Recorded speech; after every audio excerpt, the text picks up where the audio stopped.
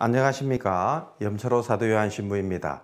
오늘은 다해 연중 제16주일 마리아는 좋은 몫을 택했다라는 주제로 함께 하느님 말씀에 관하여 이야기를 나누어 보도록 하겠습니다. 자, 그러면 함께 오늘 이야기를 나누면서 먼저 복음 이야기부터 함께 이야기를 나누는데요. 오늘 복음은 루카복음 10장 38절부터의 말씀입니다. 그때 예수님께서 어떤 마을에 들어가셨다. 그러자 마르타라는 여자가 예수님을 자기 집으로 모셔드렸다. 마르타에게는 마리아라는 동생이 있었는데 마리아는 주님의 발치에 앉아 그분의 말씀을 듣고 있었다. 그러나 마르타는 갖가지 시중드는 일로 분주하였다. 그래서 예수님께 다가가 주님, 제 동생이 저 혼자 시중들게 내버려 두는데도 보고만 계십니까? 저를 도우라고 동생에게 일러주십시오 하고 말하였다. 주님께서 마르타에게 대답하셨다. 마르타야, 마르타야, 너는 많은 일을 염려하고 걱정하는구나. 그러나 필요한 것은 한 가지뿐이다. 마리아는 좋은 몫을 선택하였다. 그리고 그것을 빼앗기지 않을 것이다. 네, 오늘 복음에서 예수님께서는 어떤 마을로 들어가십니다. 그곳은 마르타와 마리아가 살던 마을인데요. 전통적으로 우리는 그 마을이 예루살렘 바로 인근에 있던 베타니아라고 알고 있습니다. 예루살렘을 여러분들이 생각해 보시면 예루살렘 성전이 있으면 키드론 골짜기가 있고 올리브산이 있습니다. 이 올리브산을 딱 넘으면 이곳이 바로 베타니아이고 마르타, 마리아, 라자로가 살던 집으로 이제 알려져 있죠. 마르타와 마리아는 예수님 친구였던 라자로의 자매들이었습니다. 예수님께서는 죽은 라자로를 이곳에서 되살린 적이 있으시죠. 또 이런 어떤 이 라자로의 집에서 예수님께서는 마지막 최후, 당신 돌아가시기 일주일 전부터 이 라자로 집을 거처로 삼고 예루살렘을 드나드신 바 있습니다. 바로 그곳이 바로 마르타와 마리아의 집이었던 것으로 알려져 있는데 아무래도 예수님과 아주 밀접한 관계를 가졌던 집이었던 것 같습니다. 그런 집에 예수님이 방문했으니 당연히 마르타가 자기 집으로 예수님을 모셨을 겁니다. 이 이야기에서 마르타는 갖가지 시중드는 일에 분주했다고 그러죠. 그런데 어떻습니까? 마리아는 주님의 발치에 앉아 그분의 말씀을 듣고 있었다. 이렇게 전하고 있습니다. 이제 아무래도 여러분들도 같이 손님 왔는데 누구는 일하고 누구는 앉아있고 하면 기분 나쁘지 않겠습니까? 그래서 마르타는 화가 나서 예수님께 마리아더러 자신을 도우라, 말씀해달라 이렇게 청하죠. 하지만 거꾸로 주님께서는 오히려 마르타를 꾸짖고 마리아를 칭찬하십니다. 이게 오늘 이 복음의 아주 재밌는 부분인데요. 아무래도 이제 루카 복음 사가가 전하는 마르타 마리아 이야기 읽다 보면 요 그림에서 여러분 보실 수 있다시피 어떻습니까? 개미 앞에 짱이 이야기, 우리는 이 이야기에 익숙하기 때문에 왜 예수님은 마리아를 칭찬하고 마르타를 야단치지? 뭐 이런 생각을 하게 됩니다. 이솝 우화에 나오는 이야기죠. 강한 햇살이 쨍쨍 내릴 쬐는 어느 무더운 여름에 땀 뻘뻘 흘리면서 식량을 실어 나르면서 성실하게 일하는 개미. 그러나 나무 그늘에서 한가라의 노래만 부르며 여유 부리는 배짱이. 뭐 이 이야기가 개미와 배짱이 이야기죠. 나중에 추운 겨울에 배짱이는 먹을 것이 없어서 결국 굶어 죽고 만다. 뭐 이 이야기, 개미와 배짱이 이야기를 우리가 대입해서 마르타 마리아 이야기를 읽다 보니까 결국 마르타는 착한 사람, 마리아는 나쁜 사람처럼 우리가 읽게 되지만 이제 사실은 이렇게 복음서를 읽을 때 우리의 개인적인 생각을 집어넣으면 안 된다. 이렇게 이야기할 수 있겠습니다. 사실 여러분들이 복음서 읽을 때 항상 주의해야 될 것은 복음서는 항상 누가 옳은가를 먼저 이야기를 해줍니다. 성경은 일반적인 우화 이야기와 다르다는 걸 항상 기억해야 됩니다. 성경은 대개 독자들이 등장인물 가운데 누구를 옳게 생각해야 하는가 알려주죠. 이야기 흐름을 통해서 누가 옳은지가 드러나기도 하지만 대개는 하느님이나 예수님이 직접 이 사람이 옳다 이렇게 말해줍니다. 그러면 우리는 그 사람이 옳다는 관점에서 이 성경을 읽어야지만 성경 이해가 잘 되는 것이죠. 오늘 복음에서도 예수님이 마르타 너는 너무 많은 일을 염려하고 걱정한다 이렇게 말씀하신다는 이야기는 실제 마르타가 그런 상황이라는 거 우리가 이해를 해야 됩니다. 예수님께서 마리아가 진정 좋은 몫을 선택했다 이렇게 이야기하신다면 지금 이 상황에서는 마리아가 진짜 예수님의 가르침에 따라 지금 움직이고 있다 이렇게 이해를 해야 된다는 것이죠. 개미와 배짱이 이야기 대입해서 읽지 말아야 된다는 이야기입니다. 마리아가 왜 좋은 몫을 선택했는가 자, 이것을 제대로 이해하려면 오늘 예수님 말씀 바탕으로 마르타가 어떤 문제가 있는지도 명확하게 확인해야 될 필요가 있죠. 오늘 복음에서 예수님을 집에 모신 인물은 마리아가 아니라 마르타입니다. 성경에서 주님을 맞아들여서 그분께 가까이 다가가서 그분의 말씀을 듣는 것 매우 중요합니다. 예수님을 맞아들이고 그분께 가까이 가서 그분의 말씀을 듣는 것, 이게 중요한데 마르타는 어떻습니까? 주님 초대해놓고 주님은 저기 내팽개치고 자기는 자기 일을 하는데 분주하죠. 온갖 시중드는 일에 분주하였다. 이게 오늘 복음에서 아주 강조하는 부분입니다. 분주하다, 마르타가 잘못된 방향으로 가고 있다, 이렇게 이해할 수 있겠습니다. 하지만 마리아는 주님의 발치에 앉아서 그분의 말씀을 듣고 있었다, 이렇게 이야기를 하고 있습니다.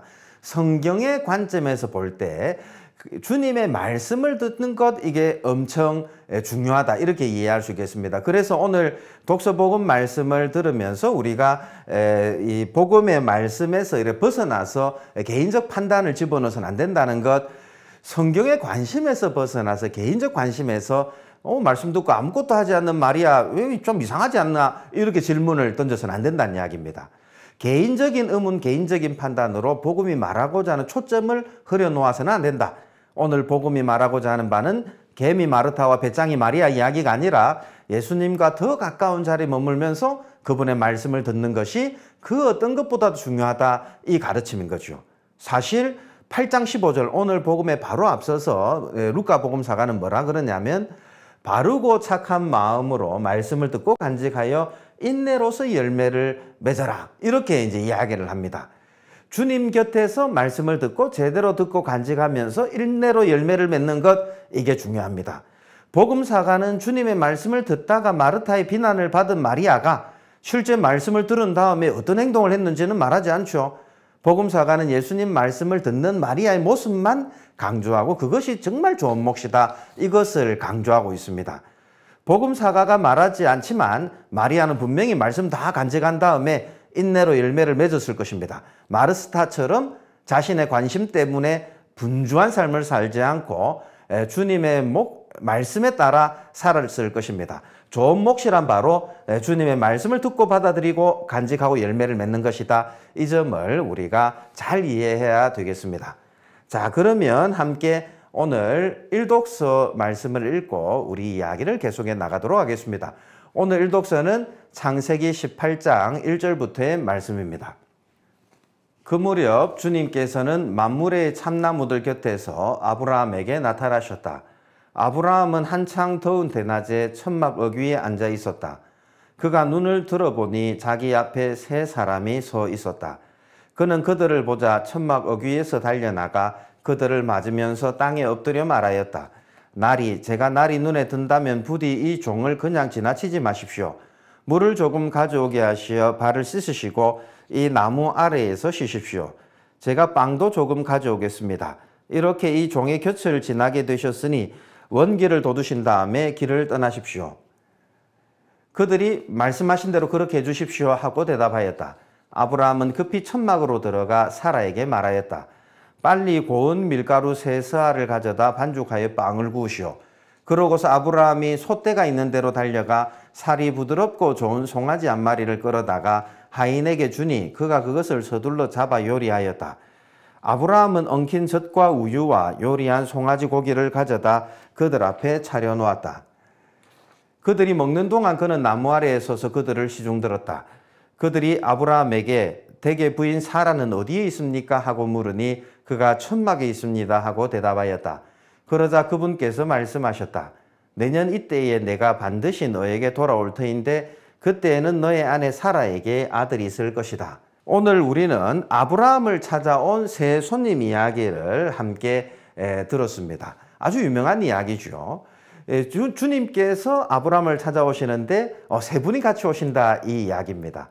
아브라함은 약속의 땅에 들어와서 처음으로 헤브론이라는 곳에 땅을 구입합니다. 헤브론이라는 곳은 여러분들이 이스라엘 땅을 놓고 보면 예루살렘이 있고 사해 근처에 예루살렘이 있고 이 남부 유다 산악 지역에 헤브론이라는 도시가 있습니다. 다윗의 도시이기도 하고 아브라함이 제일 먼저 땅을 산 곳이 바로 이곳 헤브론인데요. 그리고 헤브론에 자리를 잡죠.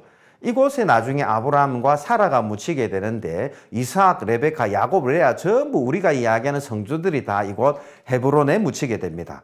이곳 헤브론에 마므레라는 곳이 있었는데요. 일독서를 보면 주님께서 바로 이 마므레에 있는 참나무들 곁에서 아브라함에게 나타나십니다. 이 사진에 보면, 그림에 보면 참나무 밑에서 아브라함을 방문하는데, 참나무는 히브리어로 엘론이라 그럽니다. 엘은 하느님을 뜻하는데 신성한 나무를 의미하죠. 하느님의 친구로 알려진 하느님을 하느님께서는 바로 엘론 마므레 참나무들 아래에서 만나십니다. 아브라함이 그런데 눈을 들어보니 자기 앞에 세 사람이 있었다고 전하죠. 사람들은 전통적으로 이 세 사람이 바로 삼위일체 하느님의 모습이다라고 말하기도 하지만 그렇게 이야기해서는 안 됩니다. 왜냐하면 하느님은 삼위일체 한 분이신 하느님이시죠. 그래서 이 세 분 가운데 한 분은 하느님이고 나머지 두 분은 주님을 시중드는 천사들이다 이렇게 말할 수가 있겠습니다. 왜냐하면 이 아브라함 이야기, 아브라함을 찾아오는 이야기 다음 대목에 창세기 여러분들이 다음 대목을 보시면 주님께서 이제 아브라함하고 소돔과 고모라를 벌하러 가시는데 이때 아브라함과 주님은 소돔이 내려다 보이는 곳에 이렇게 머물면서 이야기를 나누는 동안 두 천사만 소돔으로 가서 롯을 방문해서 소돔과 고모라가 파멸하니까 빨리 롯 도망가라. 뭐 이 이야기 기억하시죠? 롯 도망가라 하는데 롯의 아내는 뒤를 돌아보다가 소금 기둥이 되고 하는 그 이야기. 거기에서 하느님은 아브라함과 산 위에 있고 두 천사가 말씀을 전하러 가는 걸 보면 이 셋 중에 둘은 천사고 한 분은 이제 하느님이다 이렇게 이해할 수 있겠습니다. 어쨌든 이 세 사람이 아브라함이 머물던 곳을 지나가고 있는데 아브라함이 먼저 달려가서 주님을 맞이하죠. 그리고 자신과 함께 쉽시다 라고 초대를 합니다. 중동 지방의 유목민들은 손님이 매우 반가운 존재들입니다. 천막을 치고 이제 이렇게 이래저래 자기들끼리만 살던 사람들에게 주변 지역의 소식을 가져다 주던 사람들이 바로 이 손님들이었죠. 그러면서도 더운 낮 잠시 유목민들의 천막 손님들에게도 중요한 곳입니다. 왜냐하면 너무 더운 곳을 여행하다가 유목민들의 천막 만나면 잠시 쉬어갈 수도 있었죠. 그래서 중동 사람들에게는 손님을 접대하는 일, 그리고 그런 사람들을 환대하는 일이 아주 중요한 일이었습니다. 실제로 여러분들이 히브리서 13장, 신약 성경 히브리서 13장도 보면 손님 접대를 소홀히 하지 말라 이렇게 권고를 하죠. 손님은 그들을 찾아온 천사들일 수도 있기 때문인데요. 오늘 복음에서 마르타 마리아가 예수님을 맞아들이는 것도 같은 맥락이다 이렇게 이해할 수 있겠습니다. 아브라함의 접대를 받은 주님과 두 천사들은 아브라함에게 다른 지역의 소식이 아니라 하느님 뜻을 알려줍니다. 하느님 약속을 아브라함이 받았는데도 오랫동안 자식이 없었죠. 이제 거의 30여 년 자식이 없던 아브라함에게 주님의 천사와 주님께서 직접 아들이 생길 거다 이렇게 알려줍니다. 주님의 축복을 다시 한번 확인시켜주는 대목이죠. 그런데 오늘 일독서 이야기를 읽다 보면 아브라함은 마르타처럼 손님을 초대하고 맞아들입니다. 마르타와 같이 똑같이 손님을 초대하지만 마르타는 어떻습니까? 손님 시중 드는 일을 하는데 자기 일에 분주했습니다. 그러면서 손님의 말씀에 귀 기울이지 않지만 아브라함은 어떻습니까? 아브라함은 이제 손님 곁에 가서 시중을 들면서 그분들의 말에 귀 기울이고 있다. 어떻게 보면 오늘 일독서에서 주님에게서 멀리 떨어져서 분주한 인물은 사라였죠. 오히려 아브라함은 주님 곁에서 손님 곁에서 그분의 말씀을 듣는 사람이었다 이렇게 이해를 하겠습니다. 아브라함은 주님 약속을 믿었고 바로 그런 믿음을 가지고 있던 아브라함이었기 때문에 주님께서는 그 아브라함을 두고 참 너 의롭다라고 인정하시죠. 여러분들이 창세기 15장 6절에서 그 말씀을 읽을 수 있겠습니다. 자, 그러면 이제 마지막으로 오늘 이 독서 말씀을 읽고 우리 이야기를 마무리하도록 하겠습니다. 형제 여러분, 이제 나는 여러분을 위하여 고난을 겪으며 기뻐합니다. 그리스도의 환난에서 모자란 부분을 내가 이렇게 그분의 몸인 교회를 위하여 내 육신으로 채우고 있습니다. 하느님께서 여러분을 위하여 당신 말씀을 선포하는 일을 완수하라고 나에게 주신 직무에 따라 나는 교회의 일꾼이 되었습니다. 그 말씀은 과거의 모든 시대와 세대에 감추어져 있던 신비입니다. 그런데 그 신비가 이제는 하느님의 성도들에게 명백히 드러났습니다. 하느님께서는 다른 민족들 가운데 나타난 이 신비가 얼마나 풍성하고 영광스러운지 성도들에게 알려주기를 원하셨던 것입니다. 그 신비는 여러분 가운데에 계신 그리스도이시고 그리스도는 영광의 희망이십니다. 우리는 이 그리스도를 선포합니다. 그리고 모든 사람을 그리스도 안에서 완전한 사람으로 굳건히 서 있게 하려고 우리는 지혜를 다하여 모든 사람을 다 이루고 모든 사람을 가르칩니다.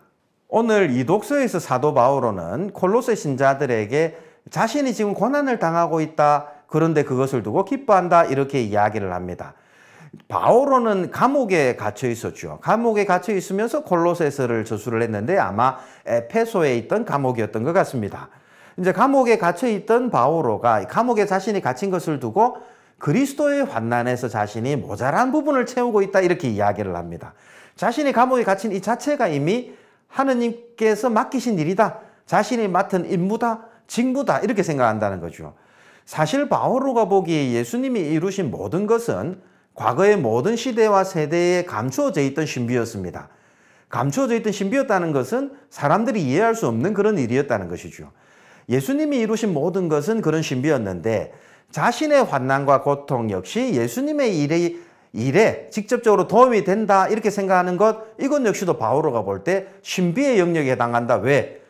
사람들은 고통을 즐거워하지 기뻐하지 않습니다. 감옥에 갇힌 거 누가 좋아하겠습니까? 그러나 이 바오로는 이것이 하느님께서 자신을 위해서 마련해 놓으신 일이었다는 것을 깨닫고 사람들이 이해할 수 없는 일이기 때문에 이것은 이해할 수 없는 신비다 이렇게 이야기를 합니다.